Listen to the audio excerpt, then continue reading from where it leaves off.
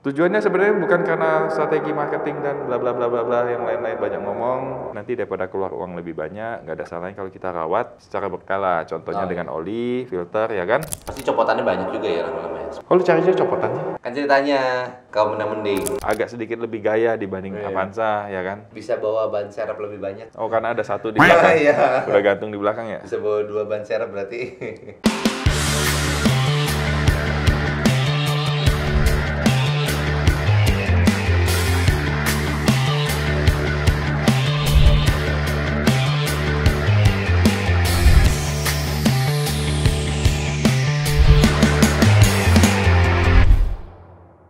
Balik lagi di YouTube channel Domo Transmisi di Obsesi, obrolan seputar transmisi episode 54.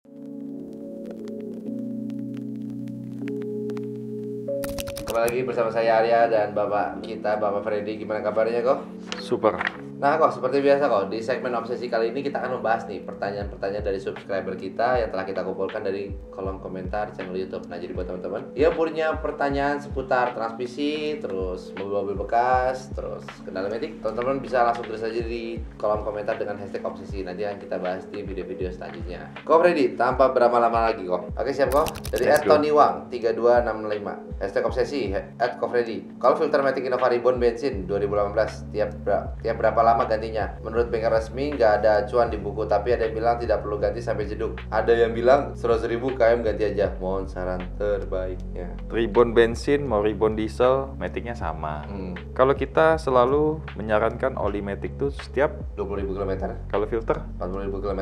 Oke, jadi kalau menurut bengkel resmi ATPM itu memang mungkin di prosedur mereka nggak begitu banyak yang saranin untuk filter Matic ya ganti ya. Tapi kalau menurut kita filter Matic itu penting buat nyaring sisa-sisa gram, sisa-sisa gesekan-gesekan yang terjadi di dalam transmisi. Oke, itu ada residunya, itu disaring oleh filter. Oke, filter itu cepat atau lambat akan tersumbat lah ya. Tersumbat. Dengan akibat tersumbat itu, otomatis oli Matic yang masuk ke dalam transmisi yang disedot oleh body valve akan jadi terhambat, terganggu. Sedangkan Matic itu pada dasarnya itu fluid pressure yang ngandalin tekanan oli Matic. Jadi butuh kelancaran oli Matic. Makanya kalau filternya udah kesumbat itu nanti akan jadi awal dari masalah transmisi Matic ya kan. Jadi nggak ada salahnya ya kalau itu diganti. Kalau nunggu 100.000 itu terlalu lama, apalagi kalau nunggu sampai jeduk baru ganti. Terlambat sudah. Nanti sudah diganti pun jeduknya belum tentu hilang. Oke, itu sudah nanti kena ke dalaman transmisi. Nanti daripada keluar uang lebih banyak, nggak ada salahnya kalau kita rawat secara berkala. Contohnya dengan oli, filter ya kan. Tujuannya sebenarnya bukan karena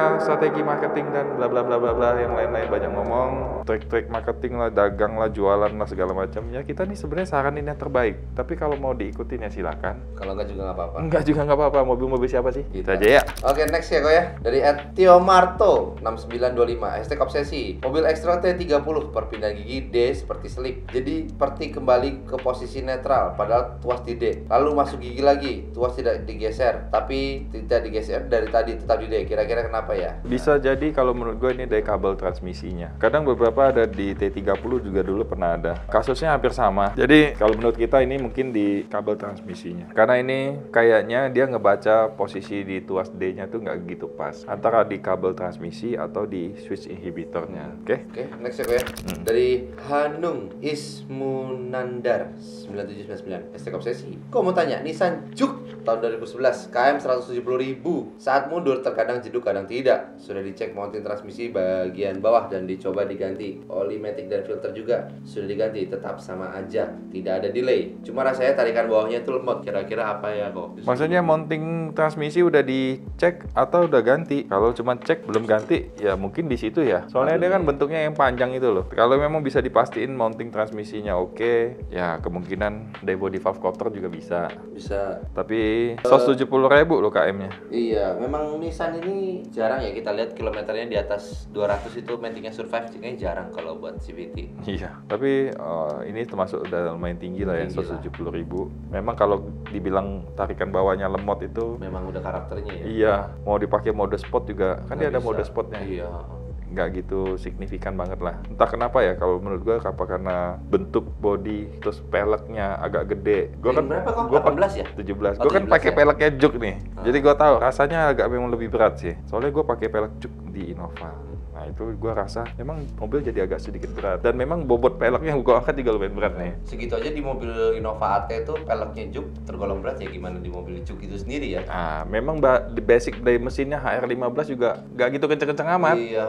Ya itu tapi memang velg standarnya. Makanya kalau kita ikut komunitas di juk, coba deh lihat, mungkin banyak juga yang ngomong memang tarikannya memang agak lemot. Ya cukup lah ya, Ko ya. Cukup. Dari Mr. Didi Vlog, Hashtag Obsesi, saya saat ini masih memakai Avanza G 2004. Wih, ini mobil cukup tua nih berarti. Udah 20 tahun lebih. Upgrade keras tahun 2007. Gen awal, apakah worth it? Atau tetap pakai Avanza aja? Avanza aja. Oke, kalau menurut gua, kalau Avanza G 2004-nya masih sehat, masih terawat, masih bagus. Mungkin nggak tahu ya, tangan pertama atau dia pakai udah lama atau apa. Kalau memang pegangan sendiri dan udah lama, kalau menurut gua masih oke, itu dipakai. Daripada lu upgrade ke RAS 2007, memang tahun lebih muda 3 tahun. Oke. Tapi feel-nya sama-sama aja ya? Nah, rasanya nggak jauh beda. Rasanya nggak jauh beda? Nggak jauh beda. Gede-gedenya dalamnya juga ya hampir mirip-mirip banget lah.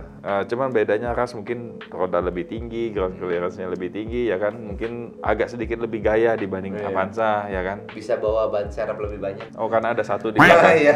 Udah gantung di belakang ya? Bisa bawa 2 ban serep berarti?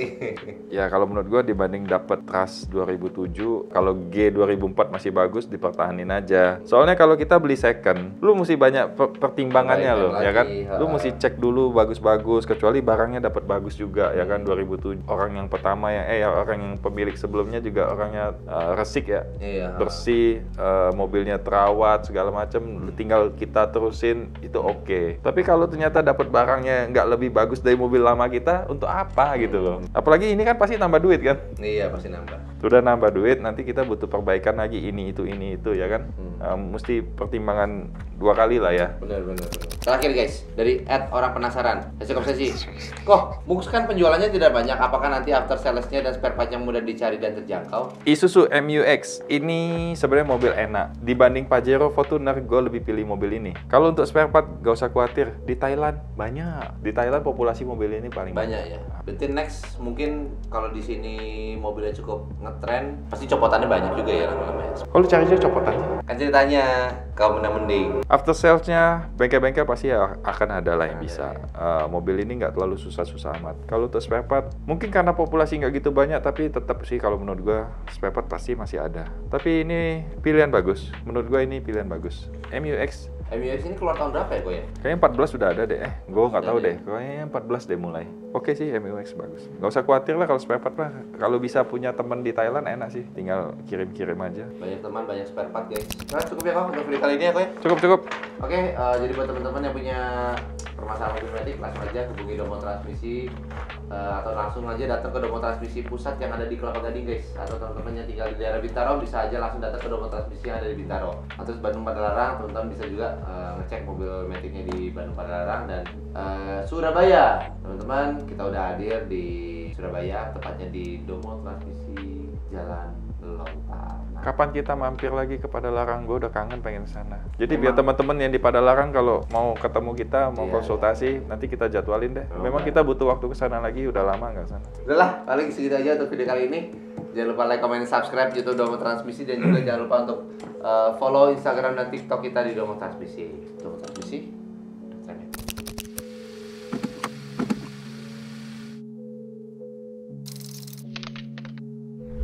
Domo Transmisi, dokternya metik.